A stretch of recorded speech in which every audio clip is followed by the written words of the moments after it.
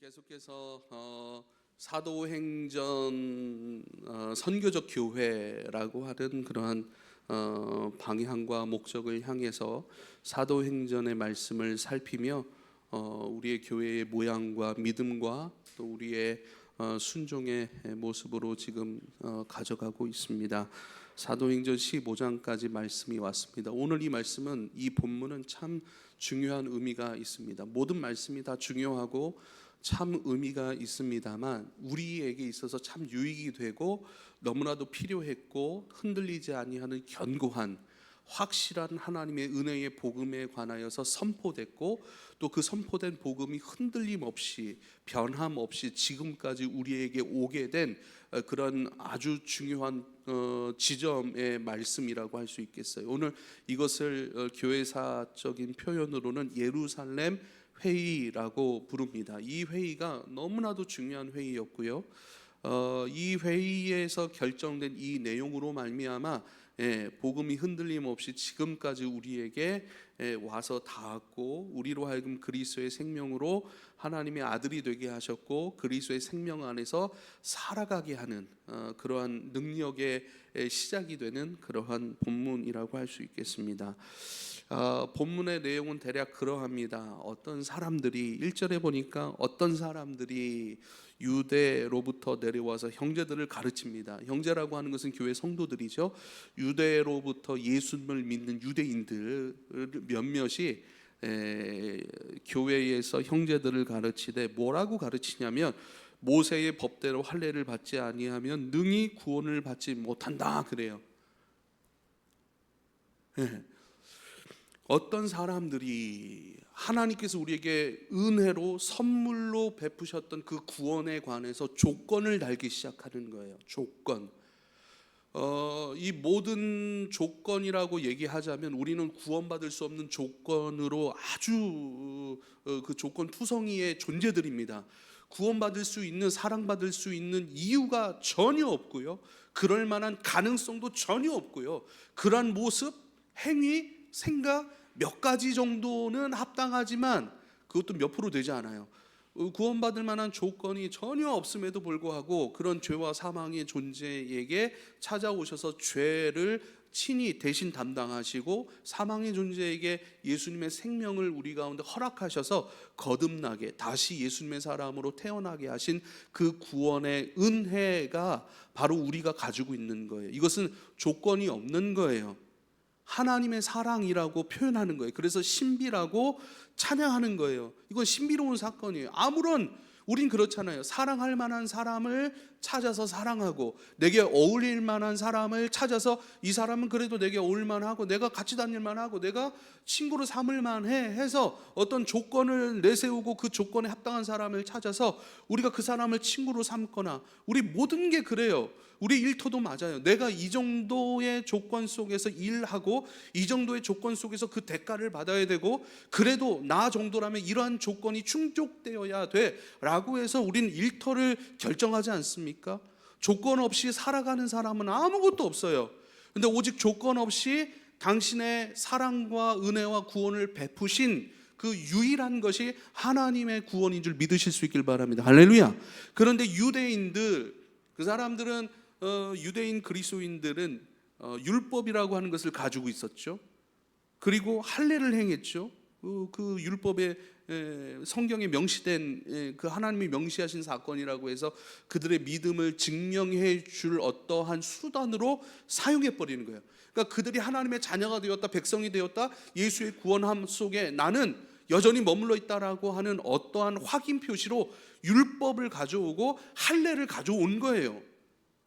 그러니까 이것을 반대로 얘기하면 내가 하나님의 자녀라고 하는 그러한 것들이 우리의 삶 속의 기쁨으로, 또 그 기쁨이 이끌어낸 삶의 순종으로 나타나야 되는데 그것이 잘 일어나지 않으니까, 그래 나는 율법이고 유대인이고 할례를 행했기 때문에 하나님의 백성, 이건 흔들리지 않고 예수의 구원 나에게 임했을 거야 라고 하는 그 조건적인 것을 구원의 핵심으로 가져오게 된 거예요. 그러니까 지금도 여전히 어떤 사람들과 같은 사람들이 있어요. 너 하나님의 자녀가 되려면 이렇게 살아야 돼. 너 구원이 취소되지 않고 구원받은 백성으로 살려면 이렇게 예배해야 되고 이렇게 살아야 되고 이러한 모양을 가져야 돼. 이러한 삶의 순종이 있어야 돼. 이러한 영적 성숙이 있어야 돼. 너는 이 일을 행해야 돼. 주일 성수해야 돼. 그래야 구원받은 하나님의 백성이야 라고 얘기를 해요. 이게 무슨 얘기냐면 여러분, 하나님의 구원에 대하여 어떤 조건적인 것도 갖다 댈 수 없는 거예요. 그러니까 조건을 찾고 갖다 대는 거예요. 근데 조건이 필요하지 않다는 건 아니에요. 다른 파트예요. 하나님의 구원에 관하여서는 조건이라고 하는 것을 붙여서는 안 되는 거예요. 오히려 조건을 붙였을 때 그것이 이단이 되는 것이고 잘못된 오해 안에 있는 복음이 되는 거예요. 그러면 조건을 언제 붙일까요? 여러분, 제가 한마디로 설명을 드리겠습니다. 법이 자유를 가져오는 게 아니에요. 자유가 법을 이루어내는 것입니다. 우리가 율법을 지켰다라고 해서 구원의 은혜와 복음의 자유가 성령으로부터 자유함으로 살아가는 그 결과물을 가져오는 게 아니에요. 행했다고 해서 가져오는 게 아니에요. 이미 아무런 조건 없이 사랑하시고 구원하신 하나님의 은혜 가운데 우리가 들어왔으므로 그것을 기뻐하고 감사함 가운데 이제는 율법을 행하고 기쁨으로 자원함으로 기쁨으로 순종하는 삶이 이루어져 가는 거예요. 할렐루야. 법이 자유를 만들어내는 것이 아니라 자유가, 하나님 베푸신 구원의 자유가 우리로 하여금 삶을 만들어내는 거예요. 율법은 뭘까요, 여러분? 율법은 하나님의 마음이에요. 율법은 하나님의 뜻입니다. 율법은 이것이 하나님 나라의 방향이야, 하나님의 백성들이 살아갈 그 방향이야 라고 우리에게 보여주신 것이거든요. 근데 그 방향을 우리가 살아낸다고 해서 구원을 받는 건 아니에요. 완전 다른 파트예요.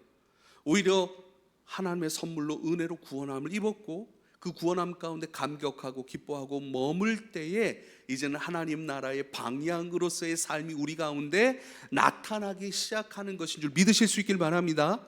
법이 자유를 만들어내는 것이 아니라 자유가 법을 만들어내는 거예요. 하나님의 복음이 우리 가운데 만들어내는 것이 순종의 자유예요. 기쁨의 자유예요. 그 자유가 우리에게 이끌어내는 삶이 있는데 그것이 바로 사랑이에요. 그것이 바로 이웃사랑이에요. 그것이 하나님, 그것이 부모 경경이에요. 그것이 하나님만 예배하는 거예요. 내 안에 우상적인 것들을 회개하고 그 마음을 찢고 애통해하며 주님 앞에 엎드리는 거예요. 내 안에 그 자유함이 이끌어내는 삶이 주일 예배라고요.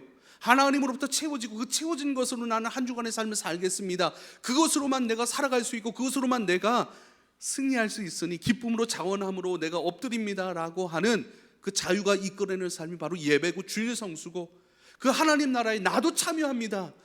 내 시간과 내 에너지와 나의 수고와 땀방울과 나의 모든 것들을 주님 앞에 녹여낸 그 예물로 하나님 앞에 하나님 나라 가운데 참여합니다 라고 하는 거예요. 그 자유가 이끌어내는 삶이 바로 하나님 나라 추구인 것을 꼭 기억할 수 있기를 바랍니다. 그래서 2절 보니까요, 바울 및 바나바와 그들 사이에 적지 아니한 다툼과 변론이 일어나. 바울과 바나바는 이방인들에게 복음을 전했던 사람들이고 그 역사로 교회는 세워지는 거예요. 근데 그 세워진 교회 안에 어떻게 해요? 이방인 그리스도인들에게 할례를 행해야 된다, 모세의 율법을 지켜야 된다라고 그것을 강조하는 거예요. 그것 때문에 다툼이 일어났다라고 얘기를 해요. 변론이 일어났다라고 얘기를 해요. 형제들이 이 문제에 대하여 바나바와 바울과 및 그 중에 몇 사람을 예루살렘에 있는 사도와 장로들에게 보내기로 결정하다.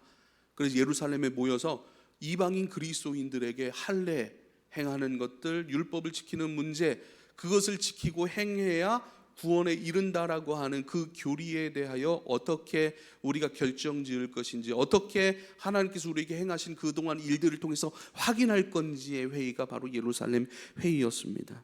3절에 보니까 그들이 교회의 전송을 받고 베게니와 사마리아 다니며 이방인들이 주께 돌아온 일을 말하며, 그래요. 그들이 이 아시아 지역에 복음을 전하면서 이방인들이 주님 앞에 어떻게 돌아오고 항복하고 회개하고 그들의 마음을 깨끗하게 하시는 주님의 은혜로 말미암아 어떤 순종의 역사가 일어나는지 얘기하니까 사람들이 막 기뻐하는 거예요. 3절에 형제들이 다 크게 기쁘게 하더라. 형제들은 누구예요? 베드로예요. 야고보예요. 요한이에요. 어마어마한 예수님의 제자들, 그 사람들이 모여있는데 그 소식을 듣고 다 크게 기뻐하는 거예요. 하나님의 구원은 어떤 조건을 내달아서 이렇게 살아야 돼 라고 말할 수 있는 사람도 없고, 그 말 자체도 다르고, 이것이 옳다 그르다를 결정하는 그 믿음의 모범 가운데 있는 제자들조차도 이래야 된다 저래야 된다라고 판단하고 어떤 조건을 내거는 것이 아니라 다만 기뻐할 뿐이에요. 목사라고 해서 이렇게 해야 되고 저렇게 해야 되고, 목사니까 이런 권위를 가지고 저런 권위를 가지고, 간사니까 이렇게 헌신해야 되고 저렇게 헌신해야 되고, 그런 것이 아니라 어떠한 것을 결정지을 수 있는 권위가 있고 능력이 있고 자격이 주어진 사람들이 목사가 아니고 사역자가 아니고 집사가 아니고 장로가 아니란 얘기예요. 다만 주님께서 행하신 그 놀라운 복음의 일들, 죄와 사망에 있던 사람들을 구원하셔서 하나님의 생명 안으로 불러들여 자녀 삼아주시고, 이제는 그들 가운데 은혜의 복음을 더하셔서 하나님의 나라를 바라보고 기쁨으로 참여하게 하시는 그 하나님을 찬송하는 것, 다만 그것을 함께 기뻐하는 자리에 있는 사람들이 바로 한두 발 앞장서가는 목사이고요, 간사님들일 수 있고 리더일 수 있고 집사와 장로일 수 있다는 것입니다. 할렐루야.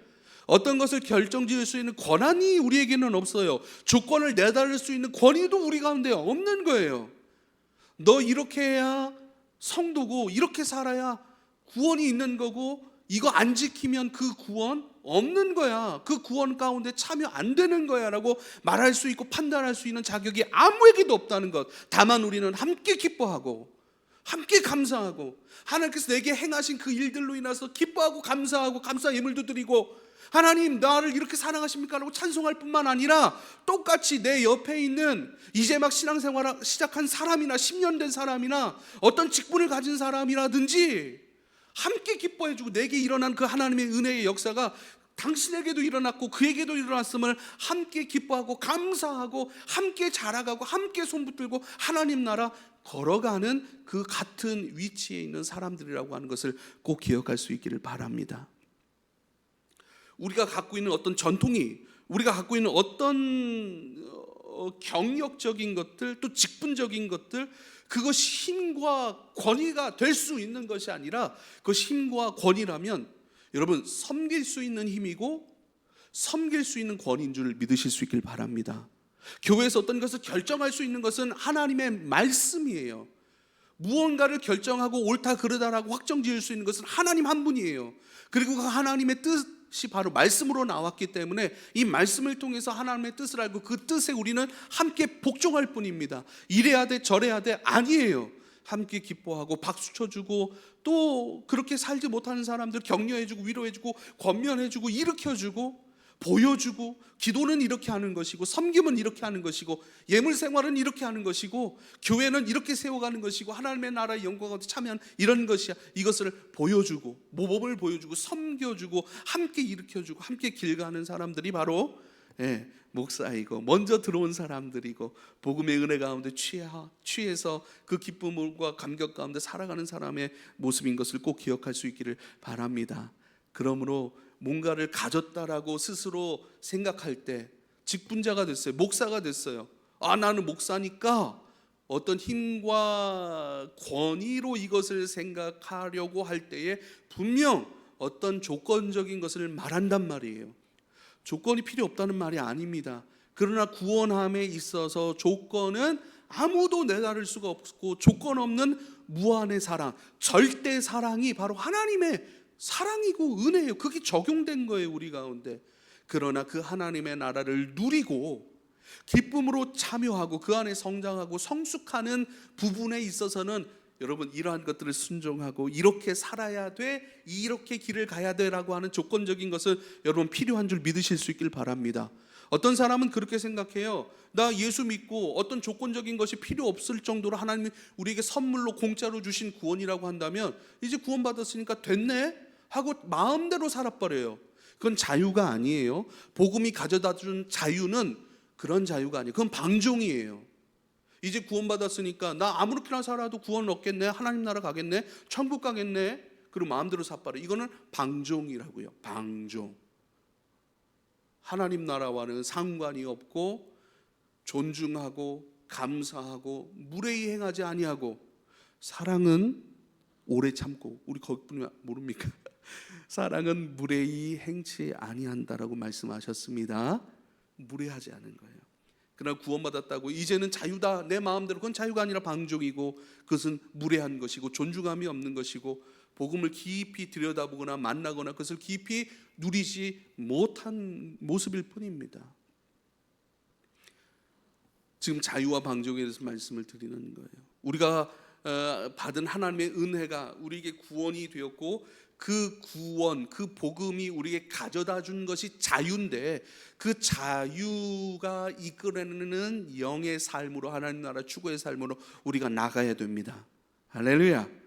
그 자유를 무례함으로 존중함 없이 이 구원이 너무 가볍게 여겨짐으로 말미암아 내버려지고 방종이 되어서는 안 됩니다. 사랑하는 여러분, 우리 한 주간 예배, 주일 예배 성공할 수 있기를 바랍니다. 옆 사람에게 우리가 축복합시다. 주일 예배 성공합시다. 네, 할렐루야. 왜 주일 예배 오전 11시 한기대학교회 본당, 왜 여기서 이렇게 정해서 나오게 될까요? 왜? 내 마음대로 예배하지 않는다는 거예요. 시간 남아서 예배하지 않는다는 거예요. 내가 지금은 거기에 있으니까 거기서 예배하겠다라고 하는 것이 아닙니다. 내 마음대로 내가 주인 되어서 내가 하나님 자리에 있어서 내가 선택하고 결정하고 내가 전부 다 내 조건과 방법 가운데 나에게 맞추어서 내가 살아가는 것은 신앙이 아닌 것입니다. 이 예배가 있기에 나의 만족과 유익도 포기하고 잠자는 것도 포기하고 누구 만나는 것도 포기하고 전부 다. 왜요? 이것은 하나님 앞에 드리는 나의 시간, 내가 하나님께서 정해주신 시간과 공간 안에 내가 들어갑니다라고 하는 거예요. 또 왜 주일일까요? 이것은 나의 처음 것을 드려 나머지 것도 주님 안에서 주님 뜻대로 주님의 사람으로 살겠다라고 하는 믿음의 선포인 줄 믿으실 수 있길 바랍니다. 주일 예배, 이것을 내가 주님 앞에 드리면서 나 전부를 드리는 것이고요.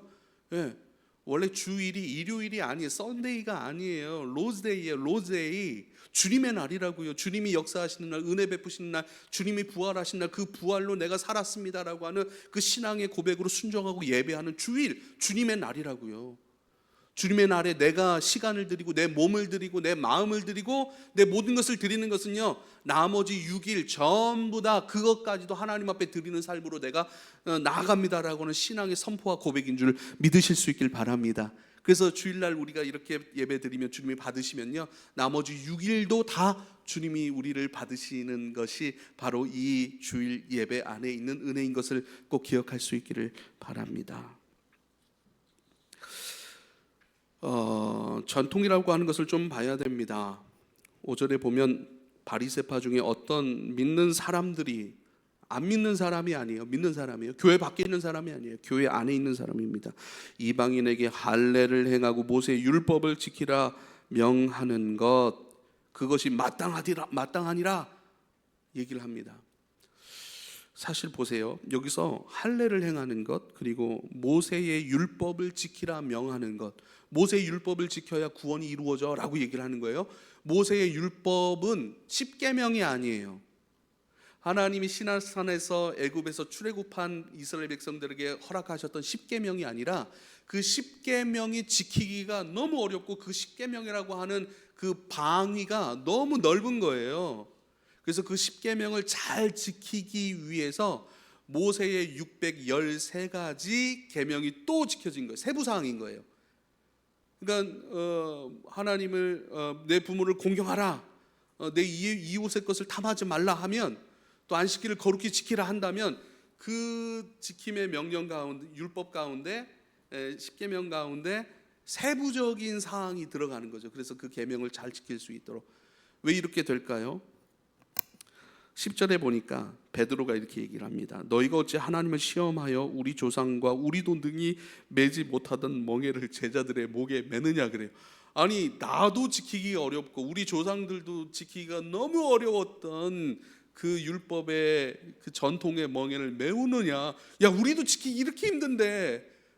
그 사람들은 전통과 상관없이 살아왔던 사람이고 이제 막 복음을 듣고 예수님의 사람으로 살아가기 시작하는데 이렇게 너무 무겁게 지워주면 되냐라고 얘기를 하는 거예요. 우리도 지키기 어려운데. 여러분, 모세 십계명이 있습니다. 그리고 왜 그것으로부터 파생된 십계명이 있고 모세 613가지가 왜 생겨났습니까? 십계명 지키기 어렵다는 거예요. 십계명이 잘못됐다라는 게 아닙니다. 그 하나님의 뜻과 기준 가운데 부합하지 못하는 여전한 인간적 육체의 본성을 가지고 있으므로 그 십계명 지키기 어려우니까 세부 사항으로 정해가지고요, 그것을 끊임없이 지키려고 했던 그런 모습들인 것입니다. 옛날 조선 시대에 보면 열려문이라고 있어요. 열려문이 뭐냐면, 남편과 일찍 사별을 합니다. 남편과 일찍 사별을 했는데 시어머니 버리지 않고 공경하고 자식들 건사하고 그렇게 자기를 희생시키면서 다른 사람한테 한눈 팔지 아니하고 이제 남편이 죽었으니까 자유다 하고 막 이 사람 만나고 저 사람 만나고 그러지 않고, 야, 어떻게 시어머니 너무 잘 모시고 자식들 너무 잘 키우고 진짜 그런 것들을 절제하고 참고 그 절개를 지킨 것에 대해서 임금이 칭찬하며 그 문을 세워준 거예요. 기념비를. 이게 뭔 줄 아세요? 무슨 의미예요? 개인의 칭찬의 의미보다 우리가 더 지켜봐야 될 것은 그만큼 혼자 된 여인들이 절개를 지키기가 너무나도 어려운 성적 타락과 문란함의 시대가, 여러분, 통일신라에도 있었고요, 고려시대에도 그것이 너무나도 난무했던 거예요. 그때는 불교가 왕성했잖아요. 그래서 조선이요, 불교를 밀어내고요, 유교를 택했어요. 너무 문화가 난무해지니까. 우리가 이거 다 알잖아요. 그렇죠. 국사 배우신 분들은 알잖아요. 그래서 전통적으로 불교로 왔던 그 상황에서 문화적 상황들, 성적으로 너무 타락하니까 열려문을 세워서 칭찬하면서 이것은 무엇을 반증하는가? 그만큼 절개와 지조를 지키기가 어려웠던 그런 상황들이었다라고 하는 것을 반증해 주는 거예요. 그만큼 어려운 거예요. 그만큼 문란했던 거예요. 613가지의 전통도 마찬가지입니다. 그만큼 지키기가 어려웠던 거예요. 근데 그 지키기 어려운 것을 어떻게 하면 지키려 볼까? 왜요? 복음을 오해했어요. 이거 지켜야만 구원을 얻는 줄 알았어요. 그러다 보니까 이 율법을 통해서 하나님의 나라의 축으로 이어진 것이 아니라 율법에 꽉 잡혀버린 거예요. 율법에 매여버린 거예요. 그래서 우리의 의지로, 우리의 수고와 노력으로, 우리의 방법으로, 우리의 어떤 능력으로, 지혜로 이 구원에 한번 확인당해보자라고 했던 그 열심들에 사로잡혀 버린 것이죠. 사랑하는 여러분, 하나님의 구원은 율법과 상관이 없습니다.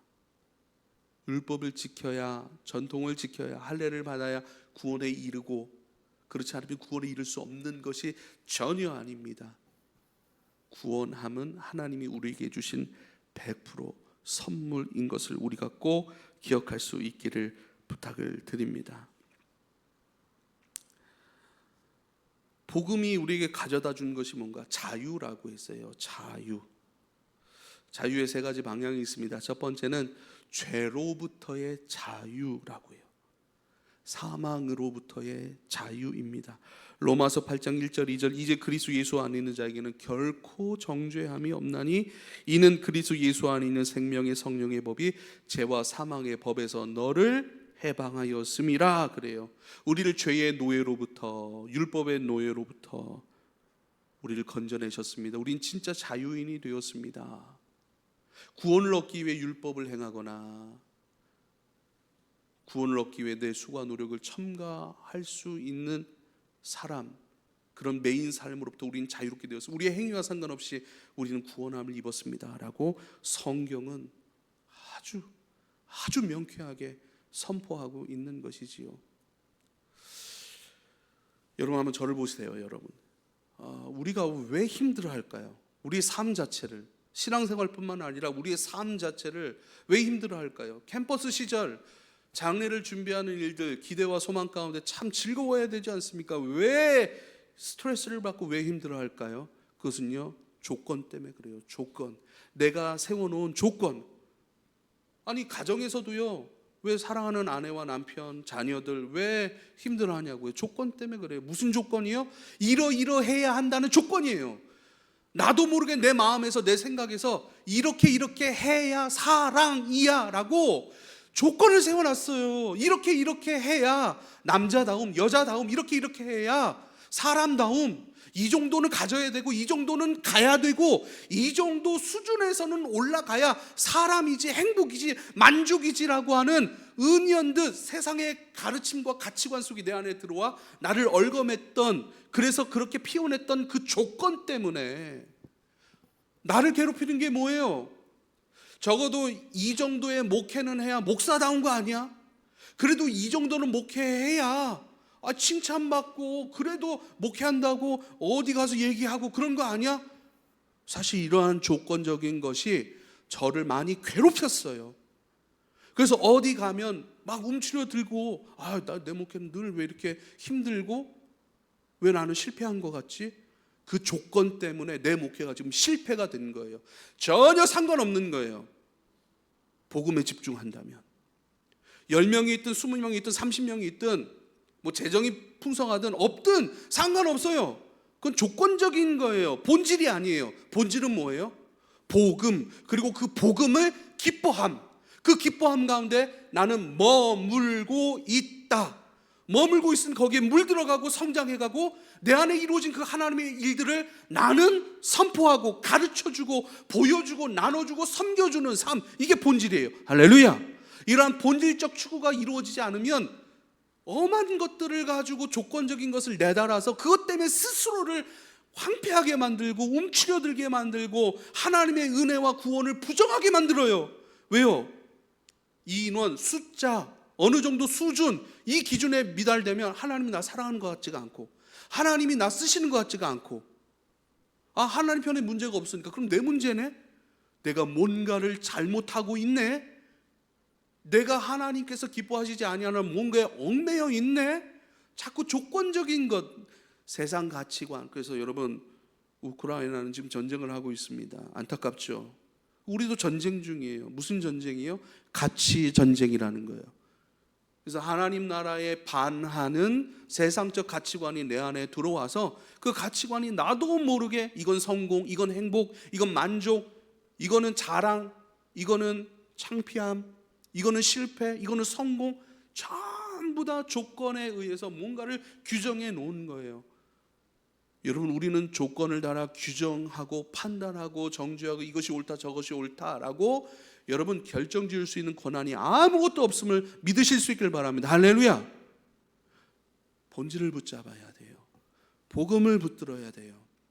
복음, 그 복음을 받을 수 있는 자격 아무것도 없는데, 자격 없음, 조건, 어떠한 화려한 완전한 하나님 앞에 완전한 조건을 갖는다 할지라도 하나님이 안 주시면 못 받는 거예요.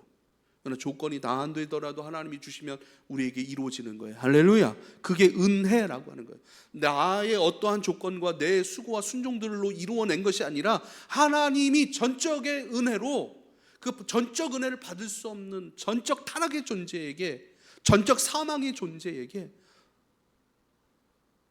생명을 주셨다, 구원을 주셨다, 함께 해 주신다, 나를 떠나지 아니하신다. 그래서 예수님이 임마누엘이라고 하는 그 이름을 가지고 우리 가운데 오셨잖아요. 예수님이 왜 하늘로 승천하셨나요? 내가 하늘로 올라가야 보혜사 성령이 너에게 오고, 그 보혜사 성령은 내 영이야. 나는 영으로 너희 속에 들어가기 위해. 몸으로 함께 한다면 떠나 있을 수도 있잖아요. 근데 영으로는 우리 안에 내주하셔서요, 우리를 떠나지 아니하십니다. 할렐루야. 할렐루야. 영원히 함께 하시는 은혜, 그걸 바라보는 거예요. 그래서요, 이게 은혜, 이게 교회, 이게 부흥, 이 정도는 돼야지라고 하는 모든 조건들을 하나하나 내 안에 조건으로 형성되어 있는, 내 안에 있는 잘못된 자아의 결정들을 말씀과 기도의 묵상을 통해서 하나씩 내려놓는 거예요. 확인하고 바라보고 이것은 내게 있어야 될 것이 아니고 잘못 형성되어 있는 것이고 세상적 가치, 마귀적 가치, 사고방식들로 하나님이 심지 아니한 마귀가 심어놓은, 세상이 심어놓은 것들을 하나하나 찬찬히 들여다보면서 이건 내게 아닙니다 주님, 버립니다. 그게 바로 자기 부인이에요. 자기 부정이에요.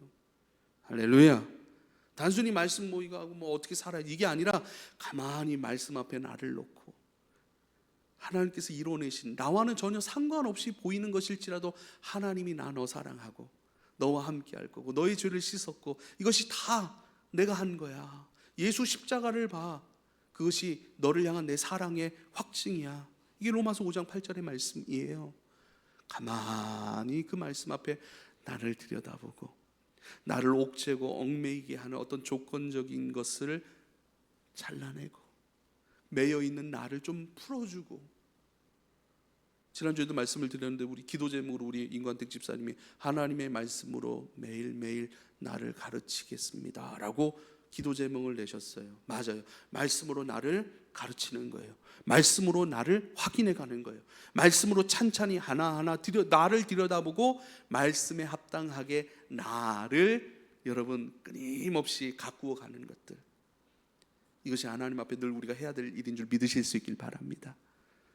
그래서 지금도 물론 제 안에 전쟁 중이죠. 잘라내야 될 것들이 많이 있어요. 누가 나를 괴롭힌 게 아니었더라고요. 누가 나를 움츠러들게 했던 것도 아니었더라고요. 내가 내 자신을 움츠러들게 했어요. 또 막 그렇게 움츠러들고 스트레스 받으면 또 무슨 짓거리를 하냐면 집에 가서 또 사람들을 올감해요. 자녀들을 올감해요. 너 이렇게 해야지. 자녀라면, 내 딸이라면, 믿는 사람이라면 이렇게 해야지, 이렇게 해야지, 이렇게. 내 아내가 힘들어하고 우리 아이들이 힘들어하고 나도 죽고 내 주변의 사람들도 죽고. 근데 우리는 살리는 사람이에요. 그래서요 하나하나 내려놓고, 그러니까 자유로워져요. 그래야 돼, 이래야 돼 라고 하는 조건적이고 전통, 어떤 세상적인 전통 가치관적인 것들을 내려놓고 그런 거 상관없습니다. 복음을 보세요. 나를 보지 말고. 복음이 우리를 자유케 했어요. 복음이 우리를 살려냈어요.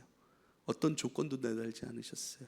우리 존재 자체가 구원이고 사랑이고 감사이고 기쁨이고 열매이고 하나님 앞에 자랑이고 하나님 앞에 받으실 만한 재물이에요. 할렐루야. 물론 그 앞에 서면 연약할 때도 보여요.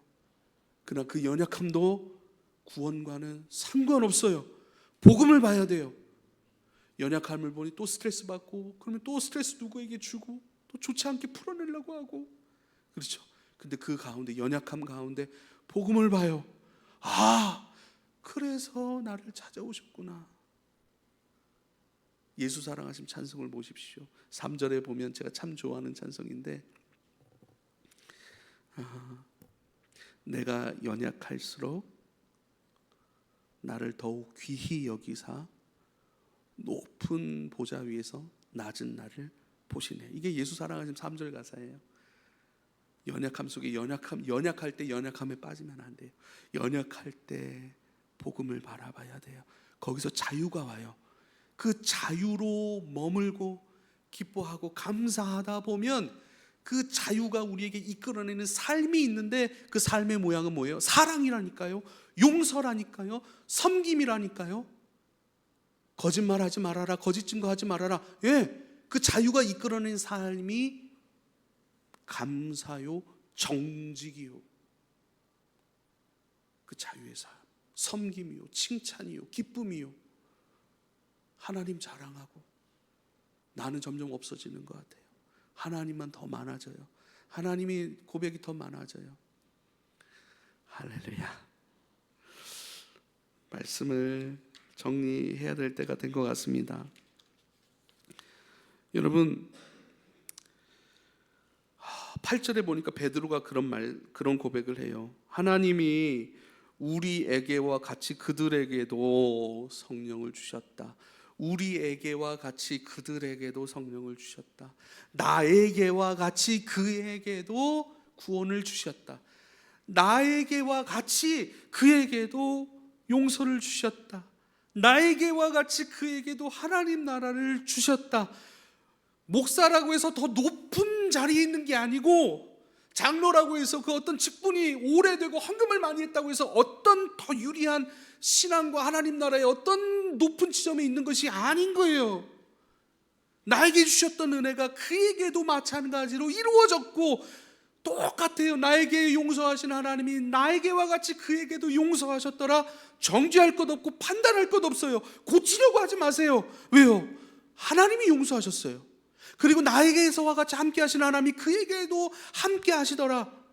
우리는 함께 기뻐해주고 기도해주고 붙잡아주고 여러분 권면해주고 말씀 안에서 함께 살아가도록 도와주고 위로해주는 은혜 안에서의 형제와 자매이고 동료이고 친구인 것을 꼭 기억할 수 있길 바랍니다. 할렐루야. 그러나 내가 누구보다 더 낫다라고 결정짓는 순간 어떤 조건적인 것을 내달아서 내 권위, 내 힘, 난 이런 사람이라 한 것을 나타내려고 한다니까요. 이것이 우리 교회는 점점 없어지길 바랍니다. 할렐루야. 목사에게 이야기할 것이 있으면 무례히 행치 아니하는 게 사랑이라고 했으니까 존중함 속에서 뭐든 얘기해 주세요. 당당하게 얘기해 주세요. 여러분도 일꾼이요 나도 일꾼이요, 여러분도 하나님 나라의 군사요 나도 하나님 나라의 군사요, 우린 친구요 동료요.